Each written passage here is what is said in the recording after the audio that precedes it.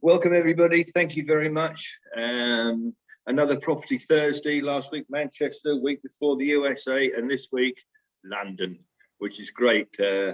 Armistice Day today, so I hope we're all wearing our poppies. So yes, welcome everybody.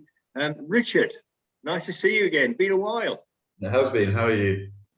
Well, I told you, yeah, I'm fine. So back down to London, and I know we've got a bit of Crossrail in this as well, which is good, because you and I worked together all those years ago, where Crossrail was a huge subject. And today we come back to it, so which is really, really good. And we'll probably explain to people that don't know what Crossrail is, what Crossrail is. So anyway, we've got Darren as well, special guest, special appearance. So we think he's actually in his car, but welcome, Darren. Good to see you. I am in the car in between appointments, unfortunately. So this one. That's okay. We'll let you we'll let you drive on safely, and then bring you in at the end. That's okay. I've parked up now, Richard and Chris. That's fine. Can't see you, mate. Can't see you. Anyway, Richard, over to you. Thank you, Chris. And thank you very much to everybody that's taken the time to join today. Always very much appreciated. So I'm going to obviously just introduce myself and the business first of all, and then we're going to talk about London and the launch of our latest product in Hayes. So first of all, a little bit about myself and who we are. I'm the managing director of the RPA Group. We are based or headquartered here in the UAE, albeit we have representation all over the world. And the idea behind what we're trying to do is obviously essentially make it as straightforward and comfortable and experienced investing in properties as it's possible to do. So every step of the way is catered. We can help. Obviously, the key part is identifying and the advice at the beginning in terms of making sure it is the right property for you. Property comes in all sorts of shapes and sizes, and so making sure that you're buying the right asset for what you're trying to achieve is key. And then the idea is obviously we take the investors all the way through the process, obviously in partnership with our friends at Holborn. So moving on, so what we're here to talk about today is Hayes Village and the Barnett Apartments. So for those of you that don't know where Hayes is, we are directly west of central London. So you can see Westminster and Hyde Park and so on in zone 1 there in the centre.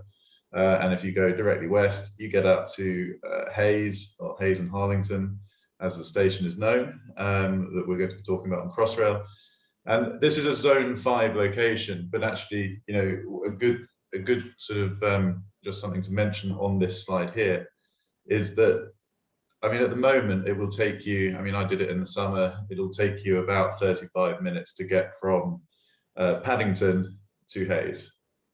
So it's still very much a commuter destination, but the interesting thing about it is as soon as Crossrail opens, which we'll come back to in a second, you can be in the City of London or Canary Wharf and Docklands.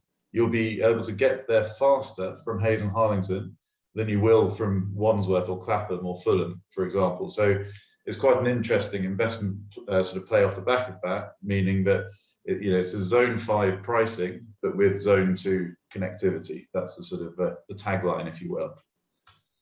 So Richard, what this is, Richard, one point I want to make. Can you just go back to that slide? Can you find Hounslow on there? Because I think that's quite interesting. Yeah, Hounslow just down there. Yeah. That's where I was born. Next slide, please. Next slide. Answerable then, yeah. It's still there, Chris. Still there. It's still there. So in terms of what this site is, so this is being built by Barratt Homes. So Barratt London specifically, a subsidiary of Barratt Homes. And Barratt are the largest developer in the UK. They build 17,000 plus homes a year. Incredible track record. They're a FTSE 100 PLC company. And ultimately they are, from that point of view, ultra reliable. You know what you're going to get, you know what's going to be delivered, and you know it will be delivered. So it's that is a hugely important thing. And what they specialize in doing is rather than just putting up one building, you know, like a smaller developer will, they will do a whole regeneration of, you know, a much larger, wider site. And I'll show you that plan in a second. So this is 1,500 homes being built. Some are already completed, and some are obviously coming up for, you know, up and out the ground now. It's a restoration of an Art Deco building. It's the old Nestle factory. But what's really interesting about this is that this is Barratt's least dense site in the whole of London, and so that's really important. It sort of sounds like perhaps a slightly obvious thing to say, but in this COVID era, where people A, are working from home a lot, but B, are you know, no one ever wants to be locked down again in a 350 square foot flat in the city.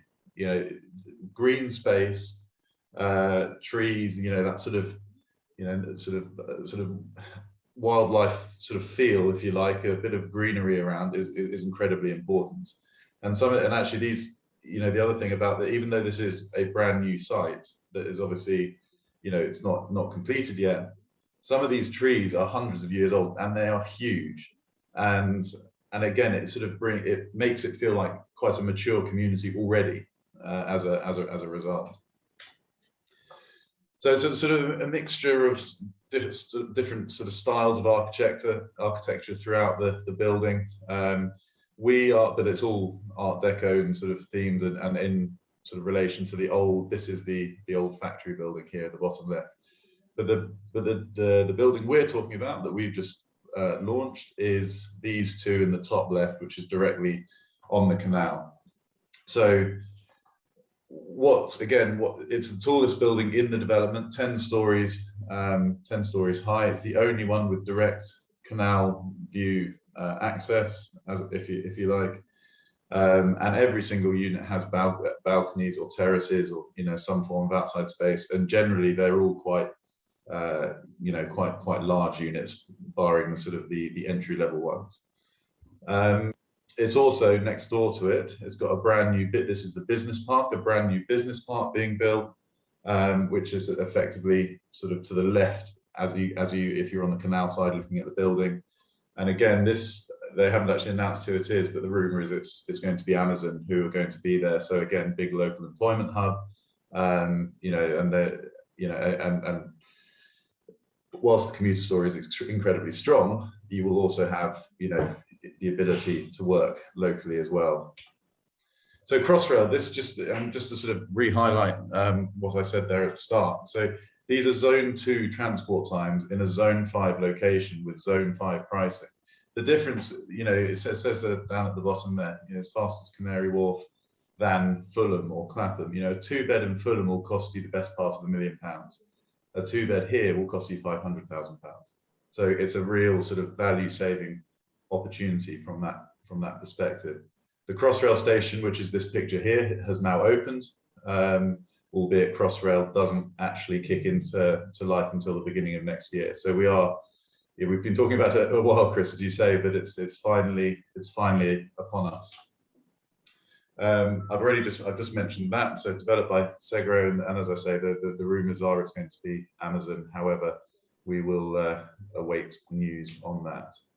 I just wanted to point out a couple of things around the Regeneration story of you know, why we're so keen on sort of big master plan communities like this. If you can get in at the beginning of these communities, what you will see is as the area is improved, particularly when you're talking about sort of canal side living and you know, something that, you know, when done well is extremely desirable, what you always see is increased average annual price growth that if within 2 miles of that regeneration, when you see a sort of a big site like this come together. So again, from a purely investment standpoint, this is a really strong sort of track record and story that we believe will happen again in Hayes.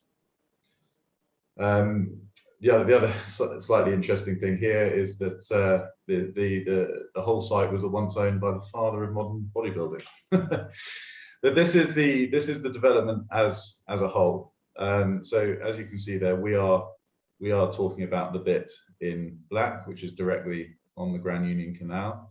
You can see there's green spaces running throughout the development. The business park is this grey area here.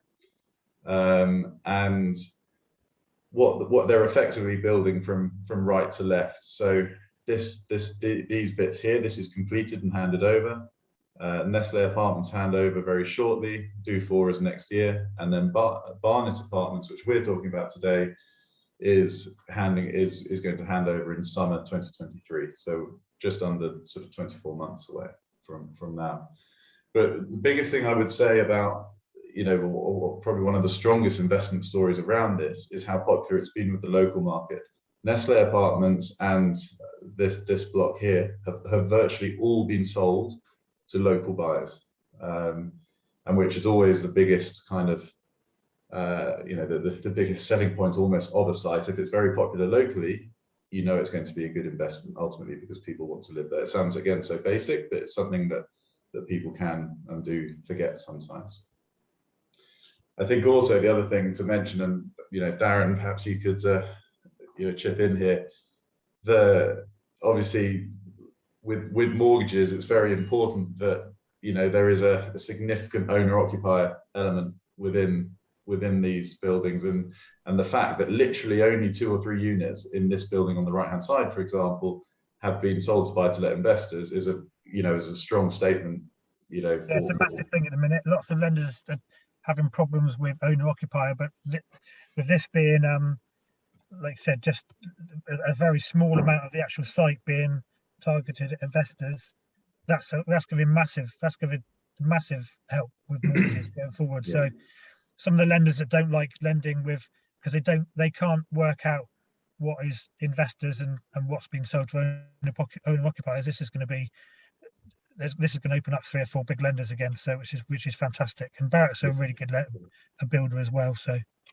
Well, Barrett, yeah, exactly. I mean, Barrett traditionally, 85% of all their properties are sold locally anyway. Yep. You know, so this is you know, mortgages is a hot topic, or mortgaging is a hot topic at the moment. Definitely. For buy-to-let investors, and this is ultimately, it should be as safe as it's possible to be from a mortgage perspective. And they do a good finish as well. Barrett's a really good finish. So I've got a big site near me, actually, big new home site of apartments and houses and stuff, and yeah, there's never any issues. Which is they're tried and tested, aren't they? They deliver. Yeah. So what they're also doing as part of the community, as part of the sort of the wider regeneration, is, I mean, it doesn't look like this now. I've been to the site. It's not quite as sort of clean and pleasant as it is in this picture there, but it will be when it's all handed over. And they're building running tracks which will go down the canal, past the business park, you know, and ultimately, again, it will become, you know, a very desirable location. Living on water in London adds a significant premium in terms of how much you sell it for, or you can unsell it for, as well as, you know, the rents and so on that are achievable. It's great. Everybody loves a water view, don't they? No matter if it is the Grand Union Canal. And of course, the Grand Union Canal is famous historically, and it's still working, isn't it? Those barges you can see there, some of them are working. Yeah, absolutely. Yeah, no, very much is, very much so. So this, as I said just now, it's the tallest building in phase 1. It's the only canal-facing block, and actually, particularly if you're on the higher floors, they're actually going to be, because it's all low-rise around there. There'll be some, you know, fantastic views sort of across London and back towards the city.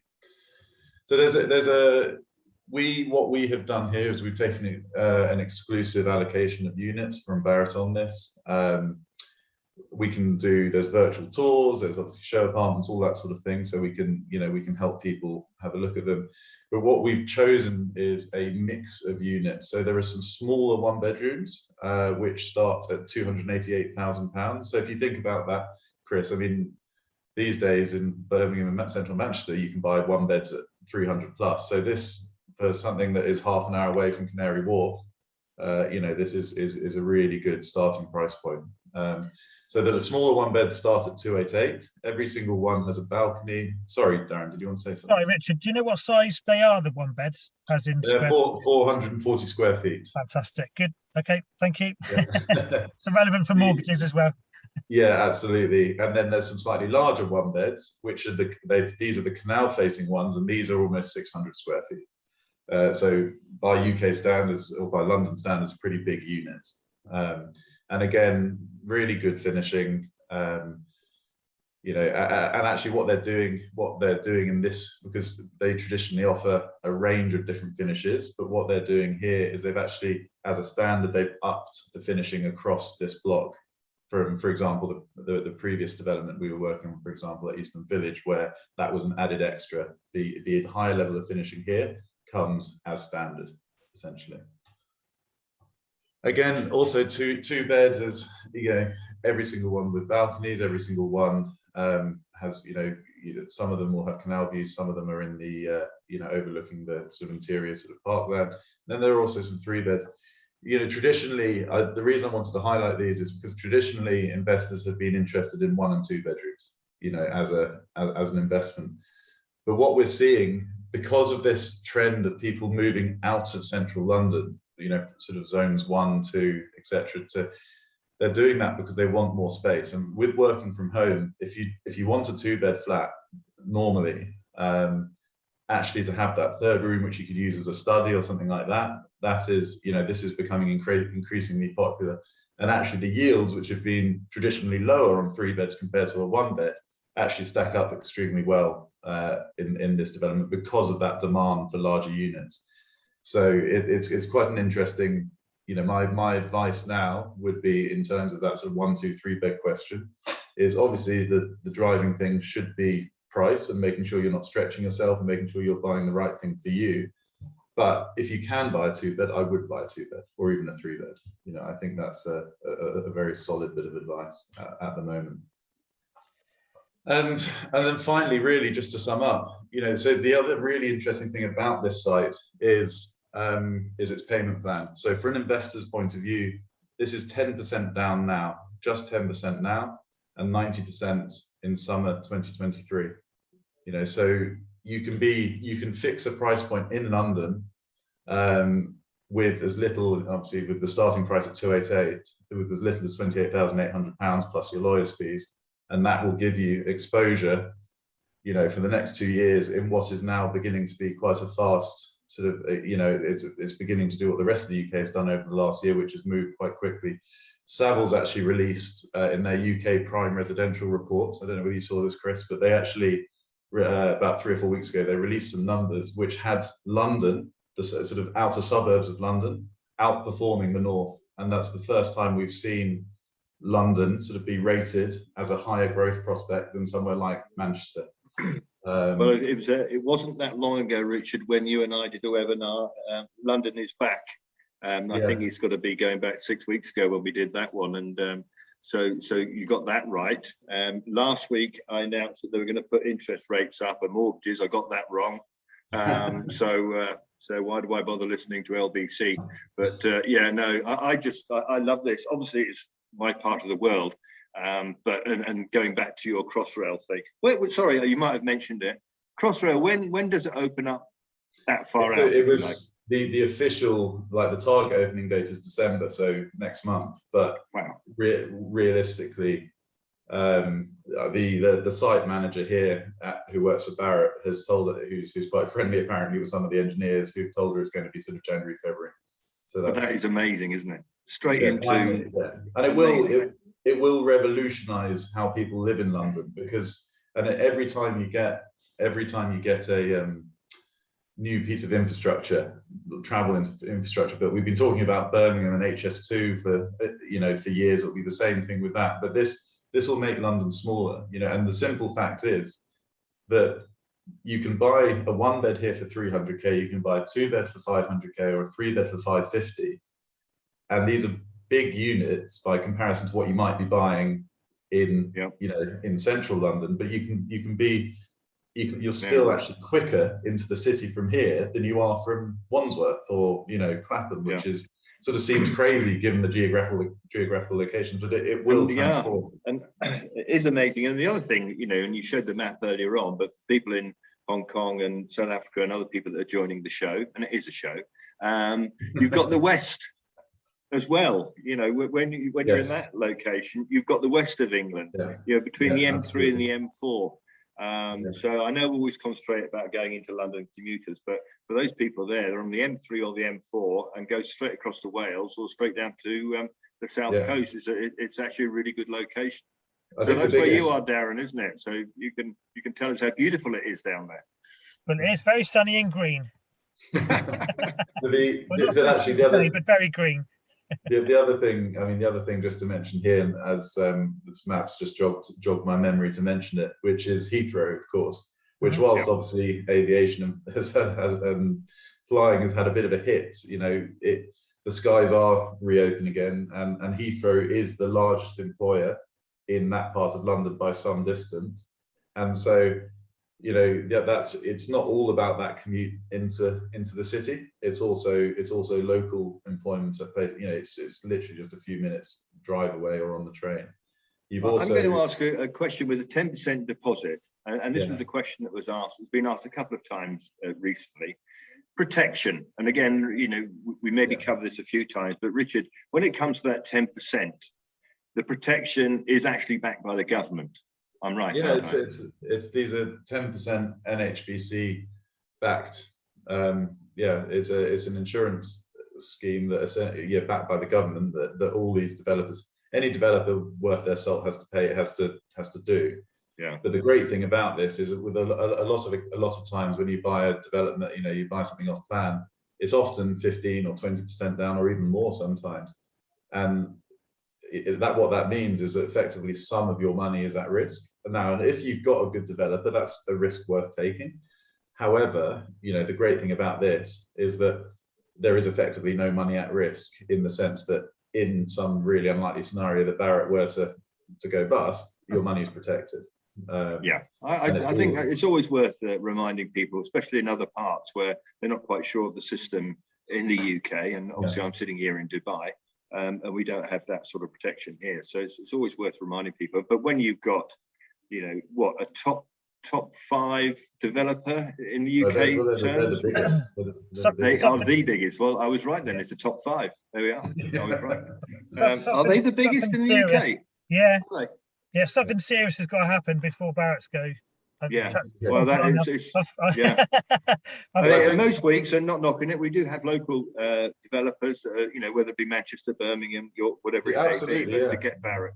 And I know there's somebody called Stefan Terry who'll be absolutely delighted with this. He's not on, but he'll probably watch the recording. So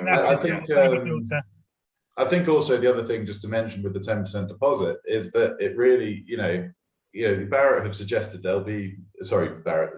have suggested that there's going to be sort of, 10% plus growth in London over the next 2 years. So this is 2 years off plan. So in theory, that leveraged return that you're getting by the fact you've only put 10% down, but you've got 10% increase in price on the whole amount, it makes it quite an attractive return on equity immediately. No, it's a great area. It's a great. Darren, whilst you're on, what's happening in the world of mortgages? Anything new? Anything we should watch out for? Interest rates going up? I'm not saying. Well, to be fair, everyone was saying the interest rates going up, but a bit like the petrol station crisis. One petrol station last year said it ran out of petrol, and then the whole country grind to a halt. But a little bit the same about the interest rates. The rates are fluctuating a little bit.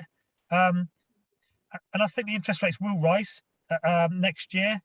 But when you look at the bank, the committee that sit on with the Bank of England base rate, half of them have never actually voted for the rate to go up because they've never known the rate to go up because the rates have been this low for 4 years. So they don't really understand what they're doing. Not being funny, but there's no precedent for them to increase it. They want to try and keep inflation down, but they also in the UK they want people to spend their money to bolster the economy. So why increase interest rates to encourage people to save when they want people to spend? So I think interest rates will probably rise, but not a great deal. There was talk of it going to 0.225% from 0.1%. So it's not a massive rise. There's been some scaremongering saying the next 4 or 5 years it's going to double. I can't see that happening, but it's only the sort of the big 3 or 4 lenders in the UK that have changed their rates a little bit, but not a massive amount.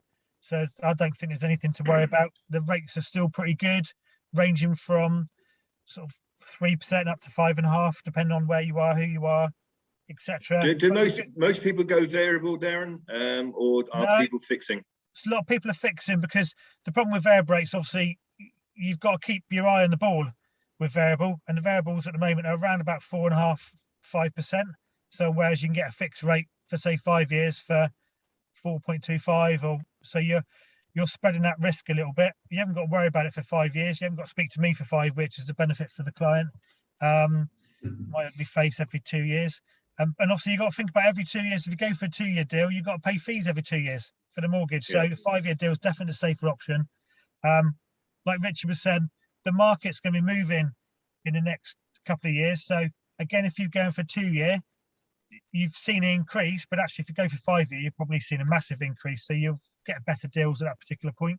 But there's still deals. The good thing about Barrett's is depending on the lender, some lenders actually offer Barrett specific products, because they know they're like Richard was saying, the largest builder, and they do I was going to use some sweary words then, but I do apologize. Some really good products, and they know there's no issues with them. They actually offer products just for Barrett properties. So yeah. And Richard, the EPCs on these, what sort of level of EPCs would they be? Do you know? I will have to come back to you. I don't have that info. Okay, and that's quite relevant at the moment. Lenders are. It'll be good, but I mean they're very with Barrett. They're very aware of environmental impacts and so on. So it's and so are the lenders, because some of the lenders are actually offering now green products. So if they've got an A or a B EPC rating, sometimes a C, but an A or a B, there's actually better deals for those properties than other ones. Off the top of my head, I think it's A. I think it's A, but I'll have to check. Fine. So they'll at the moment the lenders are offering green products, because they realise that that's where it's got to go really. And sometimes it's a case of, if it's going to save you 20, 30, 40 pound a month on the mortgage payment, then that's a better option for the client always. I didn't even know about that. I've got a question coming from David. Hi, David. What are the projected net rental yields for the 1 and 2 beds, Richard? Good question. So the yields, so I'll sort of talk about gross yields sort of initially, but the gross yields on a 1 bed are, I mean, on the smallest units, they're up at about 5%, which again makes it sort of, it really makes it stand up as a really good opportunity, given the price point, and the yields are actually, probably better than central Manchester and central Birmingham now. So it's about 5% for the 1 beds, and the 2 beds, it depends slightly on the unit and how big they are, because the larger units are a little bit lower, but they're 4.4, 4.6, 4.7% as a 2 beds, and the 3 beds are actually about 4.6. So so actually very, very good. First time, Richard, in a long time we've been talking about 3 beds. Seriously, we've been 1, 2. We don't like studios, but 1 and 2s, and maybe the odd 3-bedroom. But this is the first time. Well, the most popular search for property on Rightmove today, everything is 2 beds. It's all 2 beds. 1 beds have slipped out of the top 10. Right. Searches. You've got you and I worked together all those years ago. There was 2 things you used to say. Number 1, if you can afford a 2-bed, buy a 2-bed. And the other thing is, if you can afford London, buy London. And here we are talking about the same thing from all those years ago. Here we go. Neil Herbert. Hi, Neil. Question come in. What's the price? He obviously joined late. What's the price range for the 2s and 3s, please? So the 2 beds start at 481. So I'll just give you the whole range. So the 1 beds go from 288 to 359. The 2 beds go from 481 to 523, I think it is. And the 3 beds start from 523. Thank you. I mean, it's good. You know, we've got to remember we're a stone's throw outside of London. It's amazing, really. And I know the area. Obviously, one, I was born in Hounslow, but number two, that's where the EMI headquarters with the Beatles was, in Hayes. So I do know it. I used to do training there. So it looks really, really good. And it's always worth noting at these stages that Richard is very, very knowledgeable. He spends all his time reading up on property, wherever it will be in the world, actually. And always delighted to, I'm reading another question, always delighted to jump on Zoom with yourselves or with clients as well, you know, because there's a lot of information there. And also, Richard, whilst you're there, other projects that you've either got your eye on or you're still promoting? Yeah, well, I mean, so there's a number of projects we are working on across London. This happens to be our sort of, I think this is the reason I sort of picked this to talk to you guys about today, is because this is, I think, the best project we have from an investor mindset in London, because of Crossrail and the reasons we've discussed. We still love Birmingham and Manchester and so on, but it's all about making sure you're in the right location. We've recently launched a brand new project in the Jewellery Quarter in Birmingham, again, 2 years off plan. A phenomenal site, 5 minutes, you know, the best part of the Jewellery Quarter in terms of, you know, and very close to where the Paradise Circus or Paradise Birmingham new sort of big, where PwC and Barclays and all the big boys are sort of having their new headquarters. You know, fantastic site on a hill overlooking the city. And yeah, I mean, ultimately what we're always trying to do is, you know, this is not a one size fits all. What I'm always very aware of is making sure that, depending on what you're trying to achieve as a buyer, is, you know, that we have a product that will fit for you. And if I could just interrupt for the guys from Holborn that are on, the super cheat sheet, which I know I keep going on about, is really useful. It's got all of Richard's projects on it, and you can zoom in there and look for all the projects in Birmingham or wherever it may be under 250 or whatever you're looking for. It's a really, really good tool. So if you haven't got it or not used to using it, please reach out to me. Sorry, that's a quick advert, Richard. So Darren, mortgages, now we're hopefully out of this bloody pandemic thing, the best part of anyway. Are things speeding along a bit now? There was a problem, wasn't there, with people furloughing? Yeah, so the furlough scheme's obviously finished. Quite a lot of the lenders are still working from home, so it's still taking slightly longer for the process to happen. But actually, the good news we're finding now is when we're actually making contact with the lenders, they're actually answering the phone within 15 minutes as opposed to 45 to an hour. So it means if somebody sends me some lending options, I can get it done literally within 48 hours, because in that 48 hours, I've been able to speak to the lender, double check the site, check any due diligence that's been done. So it's making the process a little bit smoother. And as I say every week and on every webinar, if in doubt, get hold of Darren, get hold of the mortgage department, get it dipped, and we call it DIP, decision in principle, for your clients if you've got any doubts at all. And Darren will go through the process, but it's always worth, and I know you're going to nod sagely there, Darren, it's always worth getting that done. We had two clients, you know, a couple buying last week, and you managed to get it out in 48 hours with 3 choices for them. And they were delighted, and on they go, and they've now picked a unit, and it's all great news. So it's a great. What we're also going to do, sorry, Chris, what we're also going to do now is when we're chasing clients for documents, we're going to make sure that the consultants are actually involved, because they're the ones that have the more stronger relationship with to actually help us. We've been dealing with a client where we've been chasing now for 4 months and no documents, and then suddenly we've been told the development's going to be finished in December, and we've only literally just started the process. So potentially he could, well, we started early, but he just didn't have the documents, or he wouldn't provide the documents. So we've sort of had to go back to him and say, we can't guarantee you're going to meet the deadline. So, and that's the added stress the client's going to be under. So well, thanks for that, Darren. That's really got us all excited now. Thanks for that. You could have kept that to yourself, to be honest. Well, can't be all. But yeah, get in early. Like we say 5 months. 5 months before completion, you get hold of the mortgage department. But so everybody, Richard, anything else you'd like to add? No, I don't think so. Obviously, I can provide you with the Dropbox link, which will give you, to give everyone access to the brochure and all that sort of stuff. It's a fantastic brochure, actually, as they go. But yeah, I'll share that all with you, and I'll be delighted to help anyone who would like to chat about it. Great. And finally, everybody that's on the Holborn Assets property website will have this recording on. Thank you, Miltos, tomorrow, and other recordings of previous webinars. Sound like a radio DJ doing a podcast, don't I? Are also on there. Again, if you haven't got access to the super cheat sheet, let me know. Thank you, Richard, as always. Really, really nice project. Really enjoyed that. And Darren, thanks for calling us from your limousine. And my Robin thanks everyone for jumping on. Thank you. Cheers, Chris. Thank you, guys. Nice to see everybody. Bye. Take care.